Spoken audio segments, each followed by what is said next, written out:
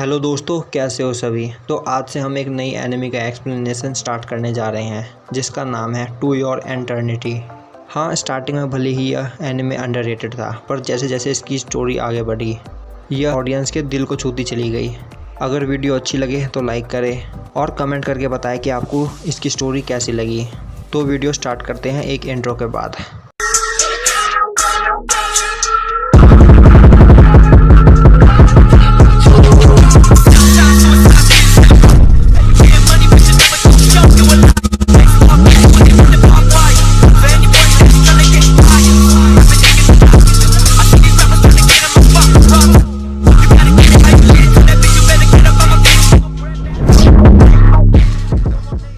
तो episode first की starting में दिखाया जाता है कि कोई एक ऑब्जेक्ट को ऑर्ब के रूप में अर्थ पर भेजता है।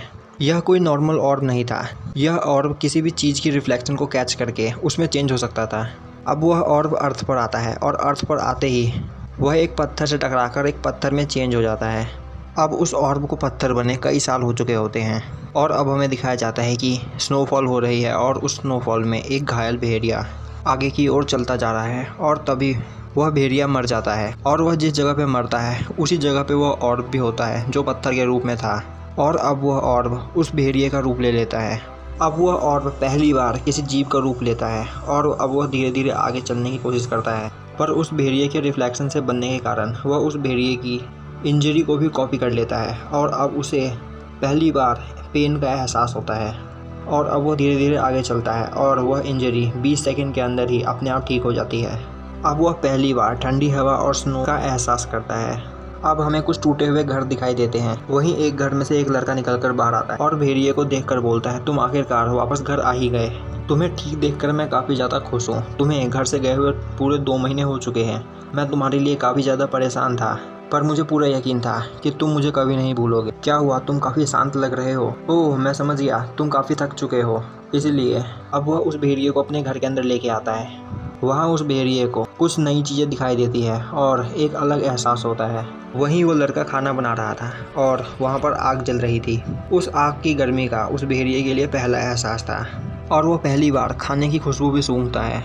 अब वह लड़का उसे खाना देता है पर वह भेड़िया उसे नहीं खाता। फिर वह लड़का उसे अपने हाथों से वह खाना खिलाने की कोशिश करता है, पर वह अभी भी नहीं खाता। जिस पर वह लड़का बोलता है, मैं समझ गया, तुम्हें यह खाना पसंद नहीं आ रहा क्योंकि इसका टेस्ट रेनडियर के मिल्क जैसा नहीं है, पर मैं इस पे कुछ नहीं कर सकता। हमारे यहाँ का लास्ट रेनडियर 1 साल पहले ही मर चुका है। और अब दोनों सोने के लिए जाते हैं। वह लड़का पहला इंसान था जो उस भेड़िए को मिला था। अब वह भेड़िया भी उसके साथ सो जाता है। अब सीन शिफ्ट होता है और हमें दिखाया जाता है कि सुबह हो चुकी है और वह लड़का लकड़ियाँ काट रहा है। अब वह दोनों एक साथ चलने लगते हैं और वह लड़का बोलता है, इस बर्फ़ वाली जगह में कोई भी चीज़ ज़्यादा देर तक सूखी नहीं रह सकती। हाँ, मुझे पता है, जब वह सभी वापस आएंगे तो उनकी चीज़ों को उनसे बिना पूछे इस्तेमाल करने के लिए वह मुझ पर गुस्सा होंगे, पर मेरे पास कोई और चॉइस नहीं है। मुझे सर्वाइव करने के लिए यह करना ही पड़ेगा। मुझे पता है वह सभी वापस आएंगे। उन्हें गए बस 5 साल हुए हैं और 5 साल कोई लंबा समय नहीं। वह सभी यहाँ से काफ़ी दूर है। उन्होंने मुझे एक बार बताया था उस जगह पर कई सारे लोग रहते हैं और वहाँ खाने के लिए कई सारा खाना है। तुम्हें पता है उस जगह को वह सभी पैराडाइज बोलते हैं। वह पूरा एरिया एक पैराडाइज जैसा है और वहाँ काफ़ी ज़्यादा डिलीशियस चीज़ें मिलती है जिसे वह सभी फ्रूट बोलते हैं। और उस जगह पे सभी लोग आपस में एक साथ मिलकर खुशी खुशी रहते हैं। मैं उनसे कहीं ज़्यादा जेलस फील कर रहा हूँ। काश मैं उन सभी के साथ जाता। तुम्हें याद है उस दिन क्या हुआ था? हम सभी जाने के लिए तैयार थे, पर तुमने मेरे पैर को पकड़कर खींचा था और मुझे जाने नहीं दिया था। इसलिए मैं पीछे रुक गया ताकि मैं तुम्हारे साथ साथ विलेज के सभी ओल्ड लोगों का ख्याल रख सकूं। उन्होंने मुझसे कहा था कि वह मेरे लिए गिफ्ट लाएंगे जब वह पैराडाइज को ढूंढ लेंगे, और मुझे यकीन है। तभी उसके घर के पास से आवाज़ आती है और वह भागता हुआ अपने घर की ओर जाता है। और अब वो अपने घर का दरवाज़ा खोलता हुआ सोच रहा होता है कि वहाँ उसकी फैमिली होगी, पर वहाँ कोई नहीं होता। अब वह देखता है कि उसके बिछाए हुए जाल में एक मछली फंसी है। यह उसी की आवाज़ थी। अब वह उस मछली को काटता है और उस मछली का सर वाला भाग उसे खाने के लिए देता है, जिसे वह भेड़िया देखता रहता है और नहीं खाता। वह लड़का बोलता है, यह पार्ट तो तुम्हारा फेवरेट था। क्या तुम भूल चुके हो कि खाना कैसे खाते हैं? अब वह लड़का उसे खाकर दिखाता है कि इस फिश को कैसे खाना चाहिए, जिस पर वह भेड़िया अजीब तरीके से उस फिश को खाता है। अब रात हो चुकी होती है और वह लड़का अपने घर की दीवार पे कुछ ड्राइंग बनाता है। यह ड्राइंग्स विलेजर्स की होती है। वह भेड़िया उसे देख रहा होता है, जिस पर वह लड़का बोलता है, यह ड्राइंग मेरे अंकल की है और यह मेरी आंटी है। यह मेरा बड़ा भाई है और यह इसके बच्चे। मैं यह ड्राइंग बनाकर बस यह बात क्लियर करना चाहता हूँ कि जो लोग यहाँ रहते हैं मैं उन्हें आज तक नहीं भूला। अब वो उस भेड़िए से बोलता है, मैं यह जगह छोड़कर यहाँ से जाना चाहता हूँ। मैं भी अलग अलग तरह के लोगों से मिलना चाहता हूँ। मैं इस वर्ल्ड के बारे में और भी ज़्यादा जानना चाहता हूँ और हाँ, तुम मेरे साथ चल रहे हो। और अब वह लड़का अपने सफ़र की तैयारी करता है और फिर वह भेड़िए के साथ अपने सफ़र पर निकल जाता है।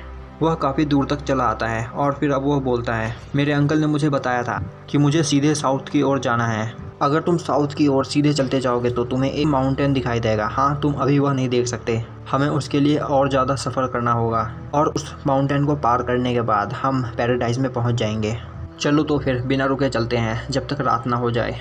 अब रास्ते में चलते चलते उसे एक पत्थर पर एक एरो बना दिखाई देता है, जिसे देखकर वो काफ़ी ज़्यादा खुश होता है और बोलता है, यह शायद से किसी मेरे जैसे ही इंसान ने बनाया होगा जो पैराडाइज की ओर जा रहा होगा। यह सिग्नल है कि हम सही रास्ते की ओर जा रहे हैं। अब रात हो जाती है और वह लड़का खाना बनाते वक्त बोल रहा होता है कि क्या तुम्हें पता है कि ये वेजिटेबल्स क्या होती है? मैंने बचपन में एक बार खाया था और वह राउंड चीज़ें जिन्हें लोग फ्रूट्स बोलते हैं। अंकल ने मुझे बताया था कि फ्रूट स्वीट होते हैं। मैंने उनसे पूछा, ये स्वीट टेस्ट कैसा होता है? अंकल ने मुझे डिस्क्राइब करने की कोशिश की थी पर मुझे आज तक समझ में नहीं आया। अब वो अपने सफ़र में आगे बढ़ता जाता है। उसे रास्ते में एरोज मिलते जाते हैं, जिसे देखकर वो काफ़ी ज़्यादा खुश होता है और अपने सफ़र में आगे बढ़ता चला जाता है। अब अपने सफ़र में आगे उस लड़के को एक पेड़ दिखाई देता है, जिसे देखकर वो काफ़ी ज़्यादा खुश होता है और बोलता है, इस पेड़ का मतलब है हम पैराडाइज के काफ़ी नज़दीक है।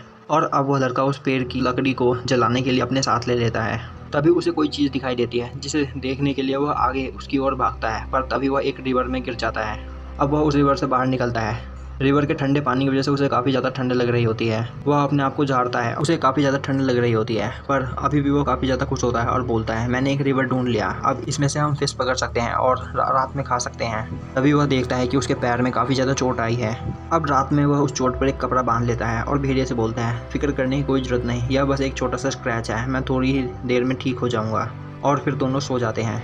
वह बोलता है, तुम मेरे बारे में फ़िक्र करना बंद करो, हम कल भी चलेंगे और परसों भी। वापस जाने के बारे में सोचना भी मत, हमारे पास अभी फूड की कमी नहीं है।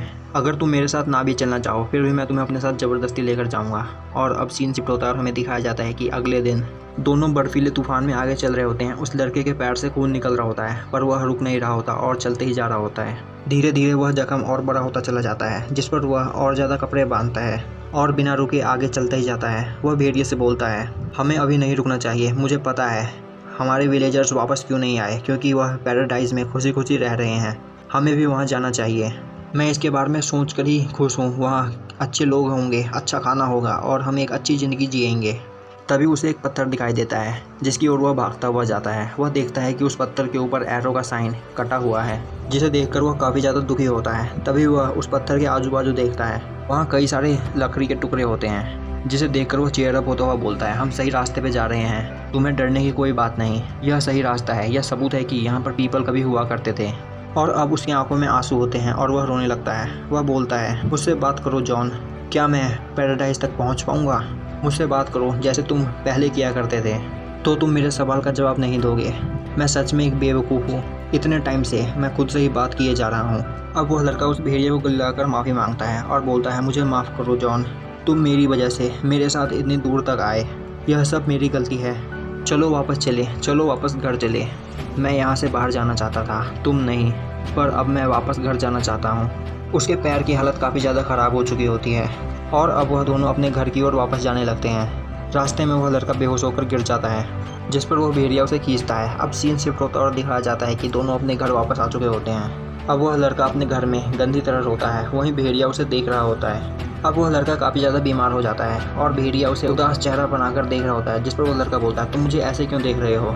क्या तुम मुझे हंसाना चाहते हो? ओह हाँ, मैं समझ गया, तुम्हें भूख लगी होगी।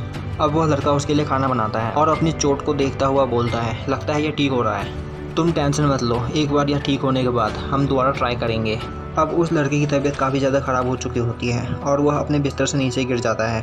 अब वह काफ़ी मुश्किल से उठकर एक चेयर पर बैठता है और बोलता है, मुझे इस हालत में नहीं रहना चाहिए। जब सभी लोग वापस लौटेंगे तो मुझे इस हालत में देखकर वह मेरा मजाक उड़ाएंगे। और अब वह अपने दस्ताने पहन लेता है और भेड़िए से बोलता है, मैं चाहता हूँ कि तुम मेरे लिए एक काम करो, प्लीज़ मुझे हमेशा याद रखना।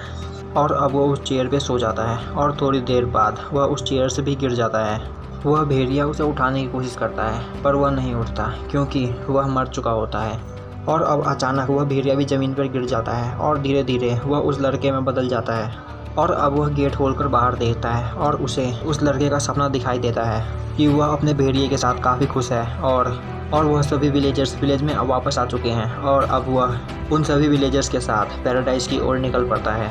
और अब वह पैराडाइज़ में पहुंचकर नए लोगों से मिलता है और उनसे बातें करता है और अब पहली बार और एक इंसान के रूप में चेंज हो जाता है। और अब वह उस घर से बाहर निकल जाता है, अपने आंखों में वही सपना लिए जो उस लड़के का था, इस जगह से बाहर जाना और इस वर्ल्ड के बारे में और भी ज़्यादा जानना। और अब वह और अपने आंखों में वही सपना लिए आगे की ओर निकल पड़ता है और यहीं पे हमारा एपिसोड ख़त्म हो जाता है। तो यार कमेंट करके बताओ कि यह वीडियो आपको कैसी लगी। अगर वीडियो अच्छी लगी हो तो लाइक करें, चैनल पर नए हो तो सब्सक्राइब करें और बेल नोटिफिकेशन को ऑल पे कर दें, जिससे हमारी आगे आने वाली वीडियोज़ आपसे मिस ना हो।